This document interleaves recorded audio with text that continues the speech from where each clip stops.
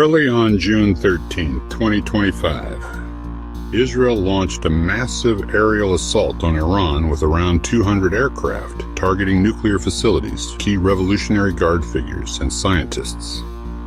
That same evening, Iran retaliated with ballistic missiles and drones, shockingly piercing Israel's renowned air defenses. With the closest distance between them being 1,000 kilometers, these precise attacks clearly required meticulous strategy. What were the strategies behind these mutual strikes? Let's dive in. Israel's surprise attack. Leveraging geopolitical shifts, Israel's current attack. After a less successful attempt in October 2024, proved highly effective, hitting nuclear facilities and killing top Iranian military officials. Key to its success were geopolitical changes. The fall of Bashar al-Assad's regime in Syria opened an air corridor. Syria and Iraq now lack adequate air defenses, allowing Israeli jets to pass through freely. Advanced logistics. For distances of 1,500 kilometers, Israel deployed F-35S, F-15S, and F-16S. F-16S aerial refueling was crucial, involving tankers and AWACS among the 200 aircraft. The large number of planes was also necessary to carry sufficient weaponry for such long ranges. Israel's strategy. 3 waves to cripple Iranian defenses.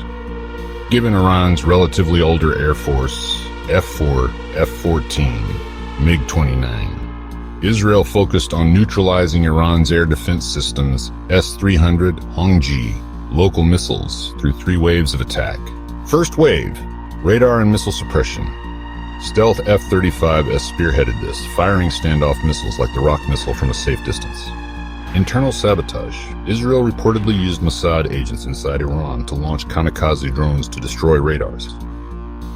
This points to the presence of spies, possibly recruited from disgruntled or resentful individuals within Iran. Second and third waves, striking primary targets. Once defenses were crippled, the second wave targeted ballistic missile launchers, and the third hit military industries, nuclear research facilities, Fordo, Natanz, Isfahan, Handab, Bushehr, and military leadership sites, successfully striking Hussein Salami.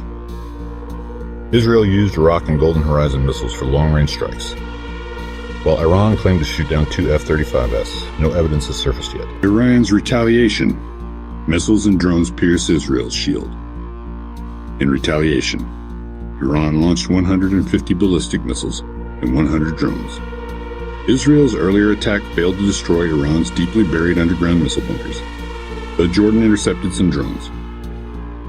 Iran's ballistic missiles reached Israel, hitting targets like the military headquarters and facilities in Haifa. 2 key factors allowed Iran's missiles to penetrate Israel's layered defenses. Extremely high re-entry speed. This exceeded radar detection limits, radar blind speed, with some warheads exhibiting hypersonic speeds. MARV, maneuverable re-entry vehicle feature. Warheads could maneuver, tricking systems like Iron Dome, which predict missile trajectories.